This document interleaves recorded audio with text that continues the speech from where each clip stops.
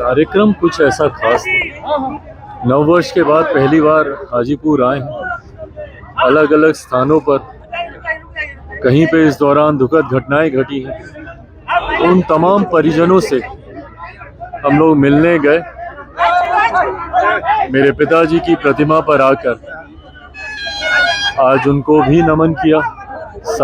नए साल की शुरुआत है और ये एक महत्वपूर्ण साल है। इस साल बिहार में विधानसभा के चुनाव होने हैं और मैं मानता हूं कि जिस मजबूती से एनडीए गठबंधन आगे बढ़ रहा है, चुनाव परिणाम में हम लोगों की जीत तो सुनिश्चित ही है, पर यह विश्वास है कि एक बड़े अंतर के साथ 225 से ज़्यादा सीटों के साथ इस बार एनडीए सरकार बनाएगी और उसी दिशा में आने वाले दिनों में चुनावी कार्यक्रमों की क्या रूपरेखा होगी, इन तमाम विषयों को लेकर चर्चा हुई आज। एक चुनाव तो दिल्ली में होने जा रहा है, क्या उम्मीद है? पिछली बार तो एक सीट पे चुनाव लड़ा था आपने, इस बार क्या उम्मीद है? पार्टी की क्या रूप होगी? दिल्ली में हम लोगों ने गठबंधन के तहत चुनाव नहीं लड़ा। उम्मीद है कि जिस तरीके से झारखंड में हम लोगों ने गठबंधन के तहत हम लोग को एक सीट मिली और उस सीट को हम लोगों ने जीतने का काम किया। भारतीय जनता पार्टी के साथ बातचीत का सिलसिला चल रहा है। उम्मीद करते हैं कि जो सीट हम लोग चाहते हैं वो हम लोगों को मिले, ताकि जो जीत की श्रृंखला है 100% स्ट्राइक रेट की हमारी पार्टी की, उसको हम लोग दिल्ली में भी बरकरार रखें। देखिए, मैं अभी संख्या का जिक्र नहीं करूँगा, बट मैंने हमेशा इस बात को कहा है, मेरे लिए संख्या से ज़्यादा विनेबिलिटी मायने रखती है। मैं सिर्फ दिखाने के लिए कि हम लोग 4 सीट 5 सीट 10 सीट पे हम लोग चुनाव लड़ रहे हैं, मैं कतई वो नहीं लूँगा।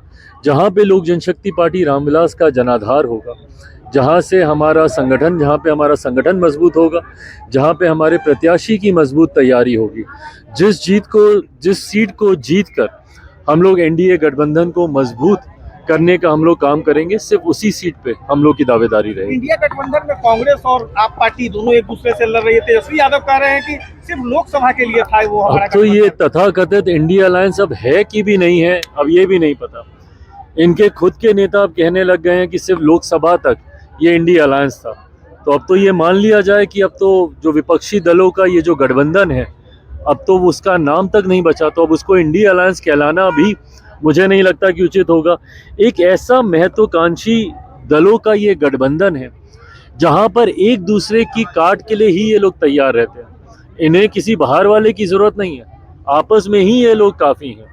जिस तरीके से दिल्ली में कांग्रेस और आम आदमी पार्टी एक दूसरे के सामने लड़ रही है, तो वहीं उन्हीं के घटक दल, उसी गठबंधन के घटक दल अधिकांश आम आदमी पार्टी को का समर्थन वो लोग कर रहे हैं। तो ऐसे में कांग्रेस जिस तरीके से पूर्णतः अलग थलग पड़ी हुई है इस गठबंधन में, ये दर्शाता है कि कांग्रेस का नेतृत्व देश की जनता तो बहुत पहले ही नकार चुकी है, बट उनके खुद के गठबंधन के घटक दल अब उनका नेतृत्व स्वीकार करने के लिए तैयार नहीं है। एक आखिरी सवाल, बीपीएससी परीक्षा और ये छात्रों का जो बवाल है, एक स्पष्टता लोग चाह रहे हैं, छात्र खास करके विरोध तो हो रहा है। आपको क्या लगता है कि परीक्षा रद्द होनी चाहिए? ये चिंता का विषय है और इसको लेकर मैं, मेरी पार्टी और हमारा गठबंधन और हमारी सरकार, इसके ऊपर लगातार चिंतन और मंथन किया जा रहा है। मैं ज़रूर छात्रों को विश्वास दिलाता हूं कि किसी के साथ भी कोई अन्याय नहीं होगा।